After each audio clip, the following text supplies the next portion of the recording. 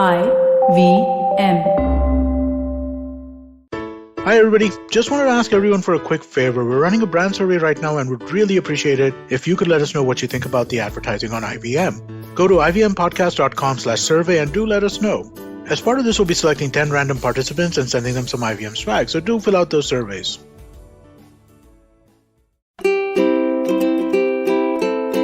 Hello and welcome to the Habit Coach podcast. I am Ashdin Doctor, your habit coach, and today we have a very, very interesting topic. We're going to be talking about a topic that is very, very passionate to me. I get questions on this all the time. We're going to be talking about masculinity, manhood, and high performance. I think these are fascinating topics. We don't necessarily talk about them enough. And when I had the opportunity to interview our guest today, I was very, very excited and wanted to jump onto this opportunity. So let's welcome Angus Nelson to the Habit Coach podcast. Angus, welcome to the Habit Coach podcast. So great to be here. I'm really excited. We're going to have a great conversation today. Isn't it a brilliant topic? I love the fact that you have chosen this particular niche of manhood and masculinity. How did you get into this idea of coaching and discussing this topic? Tell us a little bit about your journey. Sure. I'll give you two sides of it. One is my own personal, kind of revelation of it. I ran my first business. I was 29 years old, thought I knew everything. And I made a lot of mistakes, and I got ourselves in some financial risk really early into the business. And I didn't have the ability or the maturity to be able to ask for help. Instead, I'm like, I'm going to prove to the world that I can turn this ship around, to my board, to my wife, to my family, to the community I was in. And I went internal. And so all I did is what most men do, is I worked harder. That's what we do. We think, well, if it's going to get challenging, then we just put in more hours, 60, 70, 80-hour work weeks. And to cope with the pain that I was feeling, I got involved in pornography first. Out of the guilt and shame out of that, I started drinking. So now I've got alcohol driving that. And then I started sleeping around, thinking in some way I was going to fill this void that was in my soul. In short order, I lost the business, blew up my marriage, and I blew up my self-worth. And I spent the next 3 years trying to figure out what in the world was my problem. And I started going to a counselor. And that was the beginning of me kind of dying to myself and what I knew. And that was the beginning of this entire journey. And flash forward through that, my divorce took place 2 days before Christmas. And so on Christmas Day in 2003, I was underneath my Christmas tree ready to take my life and trying to contemplate how I was going to do it. And I had this kind of divine experience and this voice that said to me, we're not done here yet. And that for me personally was kind of where, okay, I have to course correct this thing. What am I going to do? And I knew that behavioral modification, just trying to be good, wasn't going to be enough. And the counseling that I was getting was enlightening me to a different way of thinking. So then I just started, eating, drinking, all things personal development and personal growth, until finally I jumped in my car and drove down to Huntsville, Alabama. And I was in Wisconsin at the time, so that's about a 15-hour drive. There was an author, I'd been reading some of his books, and sat under him and let him mentor me for a year. That was my personal journey. So flash forward about a decade, I'm running an association of Fortune 500 brands, everything from Walmart to General Electric to BMW, Coca-Cola, like massive brands. I've got 74 companies with about 205 seats in this association all around innovation. And here I was supposed to be on calls about digital transformation. And instead, I'm helping them walk through challenges of where they're struggling and feeling like they can't keep their jobs because they're hired to make people angry, being in the innovation space. And that's when I discovered, like, this is a coaching thing. Like it's a real thing. And my background had prepared me for being able to have the skill set and the self-awareness, emotional intelligence to be able to speak into those guys' lives. And so I started to make it a pursuit to figure it out. And I had a lot of stop and starts until the last 4 years, I went headlong into it. And through my own journey of learning how to be a coach, I also accelerated my own self by getting coaching. And so that's kind of gives you a little bit of context of all of it, coming into what I do today. Wow, there is so much to unpack there, right? Right from the desire of proving yourself right in the beginning, correct? To the inability to ask for help, which is something that we all face from time to time, especially when we think that our shoulders are huge and we can take care of the world by ourselves, right? And going straight down into escapism, like you talked about with regards to alcohol and pornography. I love the fact that these aspects of what people are going through right now were also aspects that you went through, and the way that you were able to bring about a change in that. Which of these, when we talk about masculinity and manhood and issues with manhood right now, right, what are the big ones that glare out at you, or how do you even define this category? So I define it in the same way that men have to live it. It is a tricky path, particularly in this day and age where our fathers and our fathers' fathers didn't have the tools to equip us for the kind of manhood we've been asked by the universe to evolve to.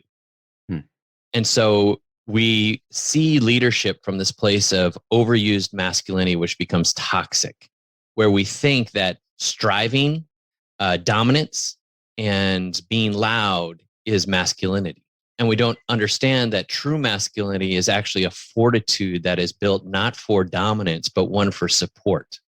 That our true masculinity is in a place of nurture, right? And so we are in a world where you have to be super intentional to discover in yourself as a man, what does it mean to be me? Because there's not a schooling, there's not an education, and there's very few role models that are exploring this on that kind of a level. So our models, and particularly if you look at from a political stature, we think that the real men are the people who can get to the top. And then we aspire to them like, oh, those are the champions of masculinity. It's like, no, those are just people who are really good at politics. Those are just the people who are really good at power play. But that's not masculinity, right?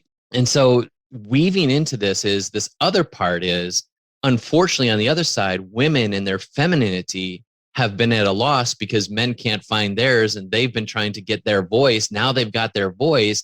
And they're frustrated with the men who have lost their voice. And so now there's this lack of compatibility.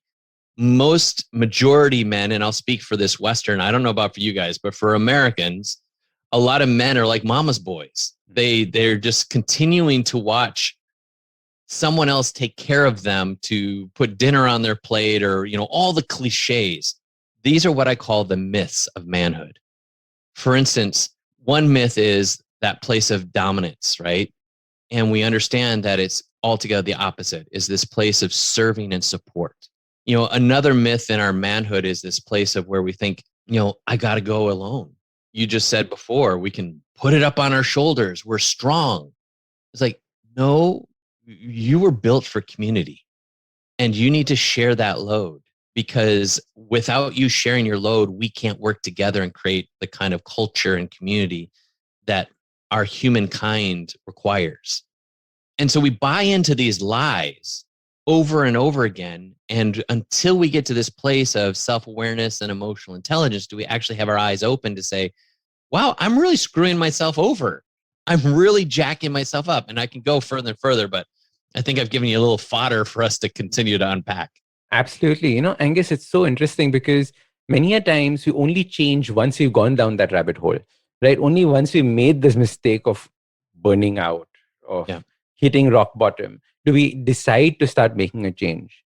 But to all the people listening, whether, you're man, woman, girl, whatever, what is it that, that defines what masculinity, according to you, should be, that we should at least aspire towards?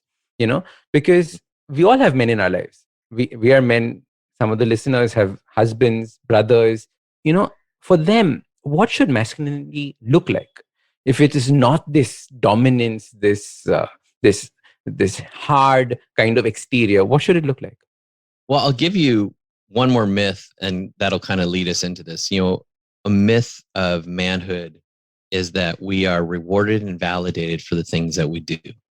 And therefore, we have to muster up the courage, the power, the education, or whatever to get to that thing so that we'll then be validated. Nothing could be further from the truth. True masculinity is a sense of self, quiet confidence, a place of knowing who you are. Because when you can walk into a room with nothing to gain and nothing to prove, nothing to lose, you truly have power. And that power is from this place of source and supply that's an internal work, not an external. And from this place of the internal comes a thing of expansion. And my philosophy, I come from this spiritual context that there is a creation, there is a intelligence, there is an infinity that has breathed into this world and made us a part of the story. And that world that we live in, this universe, is constantly expanding. The sun shines, the wind blows, the grass grows, and we can't explain why. If I leave my yard for a few months, it's going to turn into a stinking jungle because it just expands. How much more should we in humankind be expanding too? And from the masculine context, our expansion into knowledge and wealth and generosity and abundance is not for us. It comes to this place of being able to pour it out into others and to support and to serve and to contribute. So that's a long way of saying, to me, true masculinity is getting to this place where you understand that it's not about you, that the strength you have as a man, whether it be your muscle, whether it be, the way that you think, the way that you perceive, those are the skill sets you've been given to deliver for the people that are around you, the community that you serve. And now when we're at that place that it's not about us, that we're not trying to get the accolades and the validation, but rather we're here to serve, suddenly the dynamics of all relationships, all communication, and all possibilities completely change. And that's part of what, we'll probably get into here in a little bit, is stacking these levels and these mind shifts to the manhood matrix. This is so beautiful for multiple things. And I just wanted to confirm with you one thing, saying in India, we have lots of mama's boys. So that is how, culturally it's been as well. So it's so important because a number of questions come into me saying that, Ashdin, how do I improve my confidence? Right? And that's exactly what you were saying. Whenever we think of confidence, you often think of external validation. Mm-hmm. And you just turned it on its head and saying it's not about the external validation, the accolades that you have, but it's about the internal self-discovery that you've made. That, tell me if I've got this right, the internal self-discovery that you've made and the amount of value you are willing to bring to other people's lives. If you have these two in place, your confidence is going to be there. Did I get that right? Yeah. And let's make this slight little definition there, that your validation doesn't come from the serving. Your serving comes from the personal discovery, right? And so the beauty of this, and this is what we don't understand, is we don't understand that we possess that power. We actually have it. No matter where you're at, if you're listening in your car, doing the dishes, mowing the lawn, or just sitting around the house in your office, whatever, you have this personal power inside of you that is greater than anything you've ever experienced. It has the capacity to change lives and create destinies. And you have acquiesced that and defaulted it to whatever culture is telling us we're supposed to do. And suddenly we're like Johnny the monkey boy, dancing around, doing all the antics, going through all the motions, trying to get something that already resides inside us. Like freaking Wizard of Oz, we're Dorothy trying to click our heels saying there's no place like home. Because the truth is, what you're seeking for, you already possess. It's so beautiful. You already have what it is that you're looking for. We're going to take a quick break. See you on the other side. Hey, it's been another great week on the IVM Podcast Network. On Cyrus Says, Chunky Pandey brings the nostalgia for the 90s while sharing his journey as an actor. We'd like to welcome Audiogan to the network. It's an old show about design. We want to kick off this season with Jay Datta, design head at Make My Trip and Go Ivy Bo. He's also the founder of Design Up. On The Habit Coach, get to know more about human mind and curiosity. On This Round is On Me, we dive deep into the electric vehicles and what the cars of the future are going to look like. On The Wire Talks, a fascinating conversation on why the poet Kabir is not only significant but relevant to our times. And on Advertising is Dead, let's understand internet culture, meme marketing, and lots more. Do follow us on social media. We're IVM Podcast Podcast on Twitter, Facebook, Instagram, and LinkedIn. And remember, if you're enjoying this show or any other show for that matter, please do tell a friend. Word of mouth is the best way to spread the word about a podcast you love. And finally, we'd like to thank our sponsors this week: See It, Cred, Global Victoria, Bank of Baroda, Intuit India, and CoinSwitch Kuber. Welcome back. All right, let's jump into the conversation. Now, Angus, before getting into the matrix, there's one important thing. A lot of people reply and say that, Ashdin, I'm a loser, right? I can't get, I've not been able to do anything. I'm, like I said, confidence is low, and they have this identity that they put on themselves, just loser, right? A, where does it come from? And B, how can they get out of that? So we tell ourselves stories all the time. And those stories, can I say bullshit? Of course. Yeah. You can say whatever you want. Right?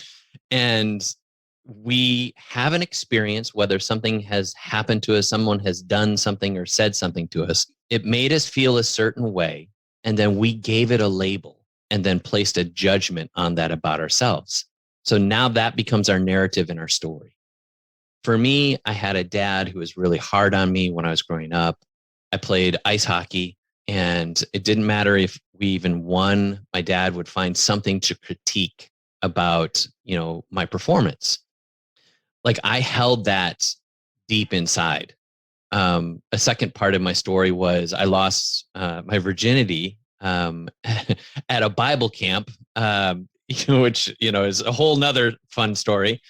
And I shared that with my parents, thinking I was being vulnerable and they were a safe place for me to kind of share what had happened. And instead, nobody talked to me for 3 days. And they totally turned their back on me. And so my perception of self and sex became so dirty and so, corrupt. These are stories that then programmed how I engaged in the world. So if you think you're a loser, I want to back up with a couple of things. Number one, careful of the stories you're telling yourself. And the only way you're going to really define that story is when you get it out of your head. So talking to somebody or writing it down. I have my clients go through exercises that actually go through 7 areas of your life of the different stories you told yourself. And what does that cost you? This story has cost you relationship. This story has cost you job opportunities. This story has cost you a perception of self, stability, and confidence, right? So reprogramming that is found in this. Our brains are like computers. It's like the data we put in is the product we get out. And your brain loves validation. It loves equilibrium because it wants to qualify however you believe about you. So the data you put in of you, which I like to say is what you hear about, you think about, you talk about, you bring about. That's your process power. So whatever information you're taking in, you're now processing, you're forming what's called an identity. This is how you see yourself, your nature. Your brain goes into equilibrium mode and then goes to seek to attract or create the experiences, conversations, people in your life that will now echo how you feel about you. And so if you're like dating the same girl over and over, or ladies, if you're dating the same guy over and over again, just with a different face, it's because you're attracting your favorite pain. You feel that you deserve on some quantum level, you deserve to be treated that way. That's a hard pill to swallow. But the beauty is you can change that. So now you start doing the work of listening to other guidance, gurus, books, videos, conferences. Start taking in the information that speaks to your wholeness, speaks to a real truth about who you are, the power you possess. And you start meditating and indoctrinating yourself to a new belief about you. I have a thing called the Morning Manifest, and it's like a 6-page document I put my clients through that helps them basically convince themselves of how powerful they are.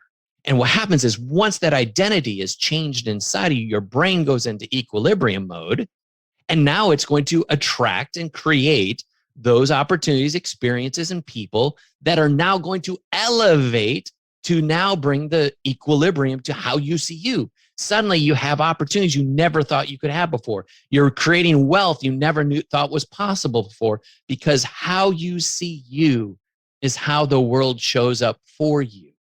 And if you're blaming things from your past and saying, well, you don't understand, Angus, I'm not worthy, I don't deserve, or I don't have what it takes.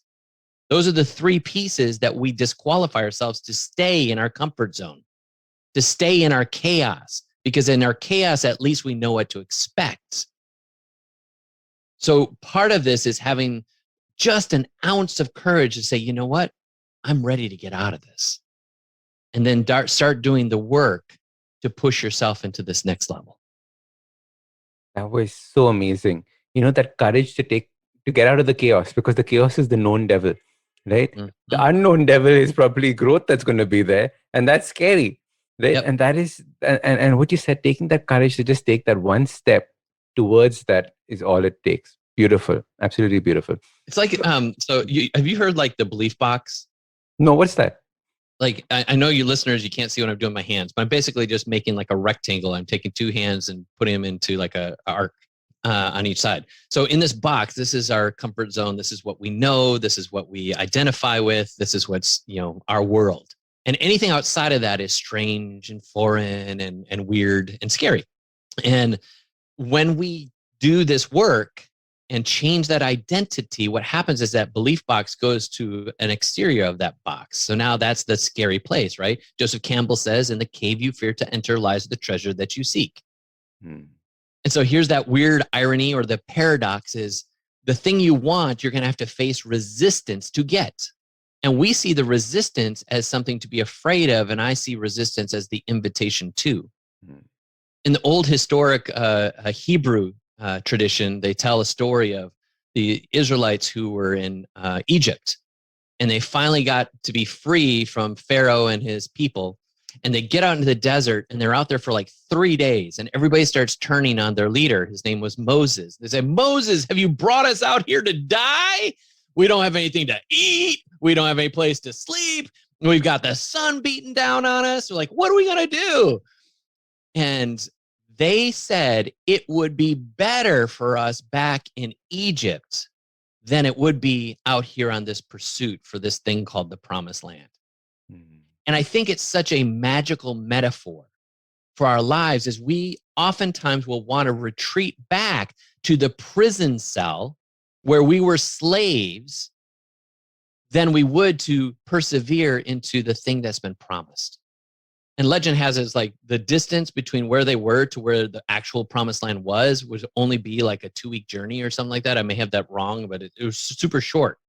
But they spent 40 years because, according to the story, God had to let that entire generation die out so a new belief system could be created. Wow. Yeah, I don't want that in my life. I don't want that for my kids. I don't want that for our generation. Hell no. That's my mission. Beautiful. So amazing. Especially the last part, right? You don't want to take 40 years to get to where you're going. And right? Yeah. And one thing that also always worked for me, well, at least in the time that I started my own development journey, was that every time I feel scared about doing something, I run towards it. Right. And I found that to help me dramatically make better choices and grow much faster than I otherwise would have, instead of just pondering and like, maybe I won't do that. Maybe I will do that. If it's scary, go for it. Let's see what happens. Yeah. What's the worst that can happen? Go for it. Right. When you work with, I assume you take on clients or whatever. So part of working with you is just like anyone is like the steps that you've taken, the places you've gone. It's like you can take a client and collapse time and fast forward their trajectory. Correct. Because otherwise they will wander for those 40 years. I was talking with somebody yesterday, and they were saying, they just realized that if I invest in myself, I want to see it like a 401k. Here in the States, it's like your retirement, fund. And so they can put it in mutual funds and stocks and bonds and blah, blah, blah. And he said, I see personal development on that same way, as the earlier I can start, the more benefit I'll have in my future. And yet, even if you start late, it will still have significant returns, but you have to start. And so I thought that was an amazing little metaphor, is like our lives, everything we're doing in our work, in our money, in our relationships, etc., is actually a product of the investment we make in us. Absolutely. One of the best investments you can make is in yourself. And like I tell people, like we have an SIP system, right? Systematic investment plan with your finances, and you put it in your mutual funds, and every month, without you knowing, 15% of or 10% of your income is going to go. The same way, imagine if you have a systematic investment plan in yourself, right? Every month, you're 10% better, 5% better. How? Because of the information that you're taking, the actions that you're taking after that. So the information and action, putting into the implication is the implementation, sorry, is so important when you start thinking about it. Love it. What So was Angus, your? I want to know. Okay, go ahead. You're no, in no, the no, interview. no, I want to ask no, you, no, like, go for it. how did you get into all this? For me, it was very interesting. I went through my own journey. Typical type A person. So I was born into a family that had its own business. So I had a chip on my shoulder saying that I'm going to inherit this. I have to be the best. Everyone was comparing me to my parents. And mom started a very successful NGO. Dad was running a business. All of that I had to take care of. And about 7-8 years ago, I started my own division within the company. So obviously, it had to be the fastest growing division, right? I had to not take help from anybody. So I couldn't take any existing clients. I had to get all new clients for this, very similar to what you were saying. And I was also in a very, very bad relationship at the time. So it was stress at work, stress at home. And one fine day, I was getting ready for work and I collapsed on the floor. Now, all of this happened. How? Because I probably had spent 2 days awake with 4 hours of sleep, maybe in between that, getting ready for presentation, because all presentations are written in last minute panic mode. Nobody actually plans for them, right? So all of that happened. I was overweight. I was, I think, 18 kilos more than I am right now, thereabouts. And after a while, that really scared me. When I came to, I was like, there were two aspects of me. There was one aspect that said, this was freaking scary, right? At the age of 30, you don't want to be lying down, clutching your heart and sweating and don't know what happened to me. And at the other end, on the other side, was this part of me that said, congratulations, Ashdin. You actually worked so hard that you could collapse on the floor. Good job. And this, I think, identifies a large, very, very similar stories with what you're saying. I also went through the aspect of thinking about killing myself. How should I go about doing it? I'd already planned out different scenarios in my head.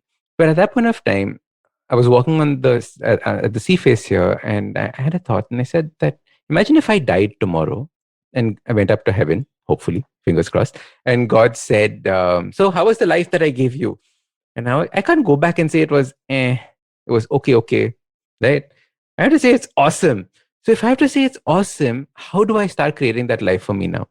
And and being the typical type A person, on one New Year's Eve, I gave myself 3 New Year resolutions. The first one was to get a six pack, because remember, I was nice and tubby, right? So type A, meaning what is the hardest goal I can give myself? I have a huge paunch, six pack has to happen. So one was get a six pack. The second one was fail at everything, because I realized that I wasn't failing enough. As a result, I wasn't growing fast enough. I was just in my comfort zone and I was constantly winning everything. And I really was winning everything. So I realized that I wasn't pushing myself as far as I could possibly go, breaking out of comfort zone. And the last one was interesting, which I'm talking to my therapist, which was let's do all these, we should not be doing these things. So every time my programming or my societal, checkpoints said, "Are you sure you should be doing that? Do it."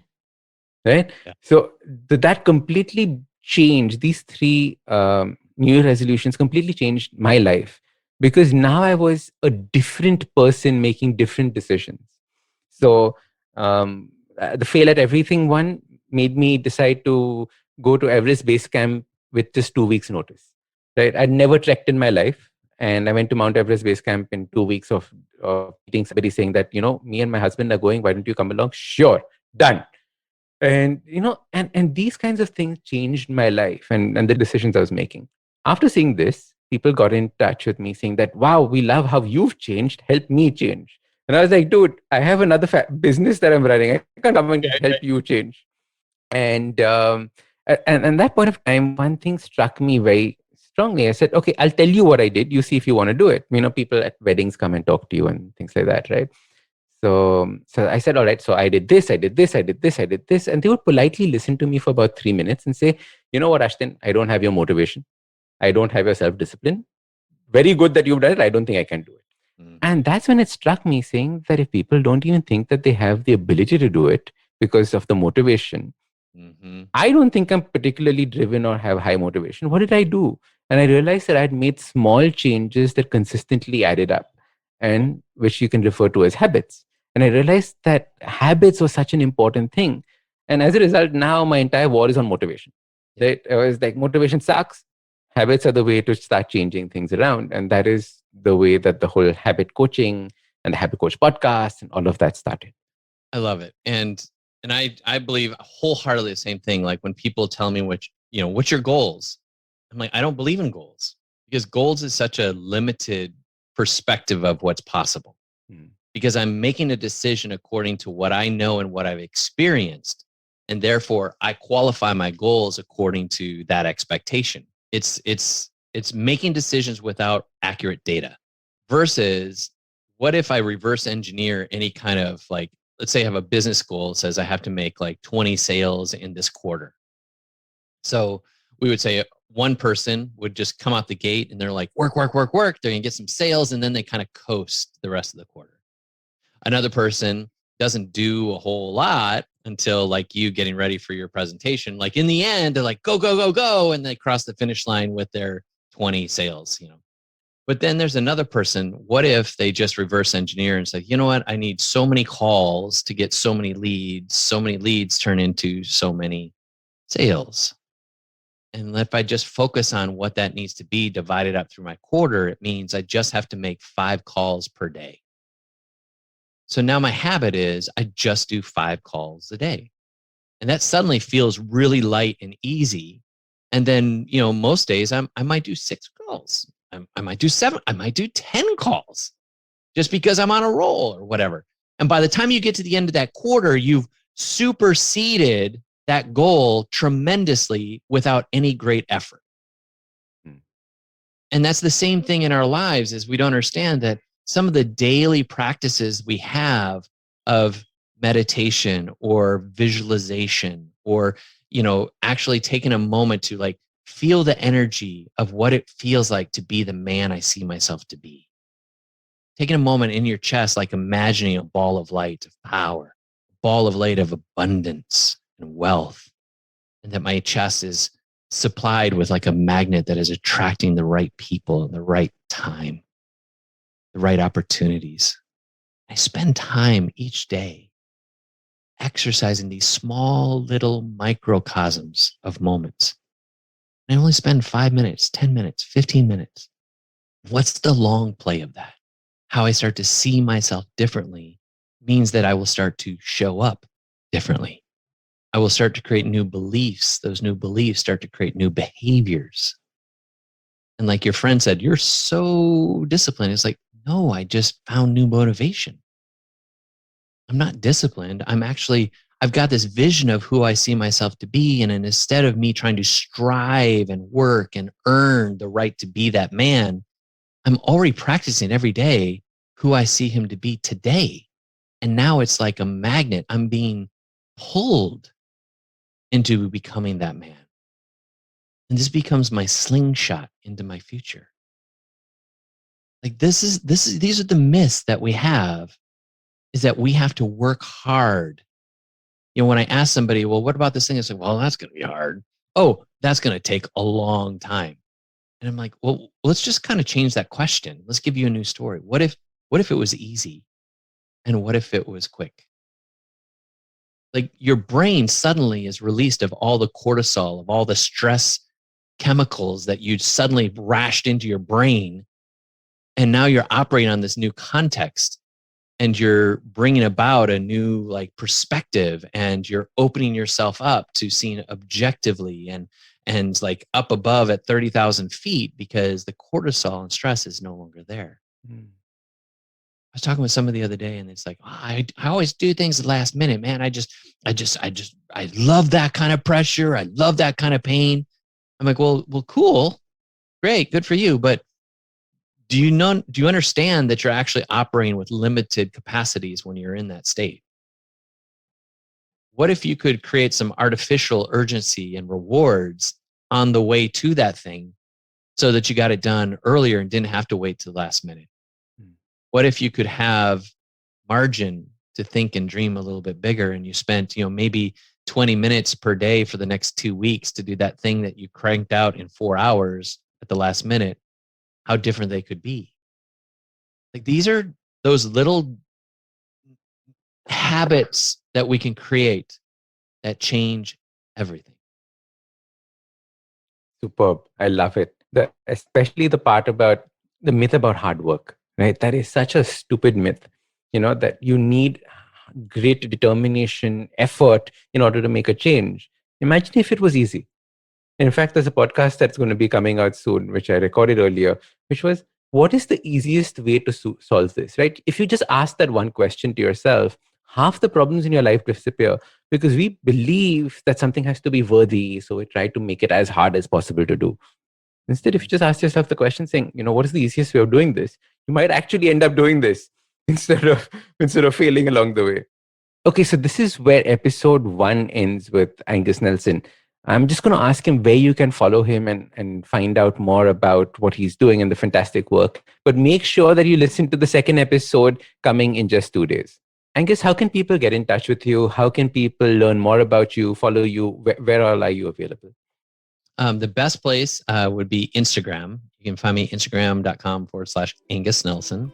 Angus, thank you. Thank you so much for coming on board and doing this podcast with us. Looking forward to the next episode. Oh, well, thank you for having me. If you like this podcast, don't forget to check out other interesting podcasts on the IVM network. You can listen to us on the IVM Podcast app or ivmpodcast.com. You can also follow us on social media. We are at IVM Podcasts on Twitter and Instagram. If you want to reach out to me, I am Ashdin Doc on Twitter and Instagram. You can find lots more information on my website, awesome180.com, or check out different content on my YouTube channel called AWESOME180. That's Awesome180.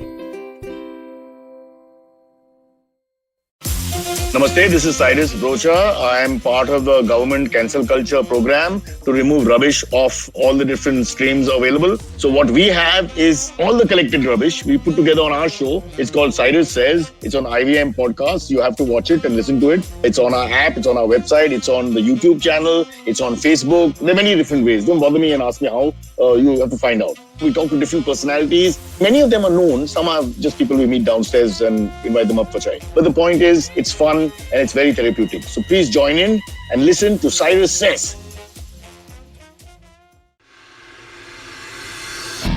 If you're a cricket fan, check out Edges and Sledges, India's favorite cricket podcast. The podcast focuses on Indian cricket, the IPL, and has a ton of banter both on and off the field. We talk about the week's biggest cricket stories with current and ex-international cricketers, coaches, or sometimes just between us. And it's hosted by me, DJ. Me, Varun. And me, Ashwin. New episodes release every week. You can catch us on the IVM Podcasts website, app, or wherever you get your podcasts from. Check out the Edges and Sledges Cricket Podcast.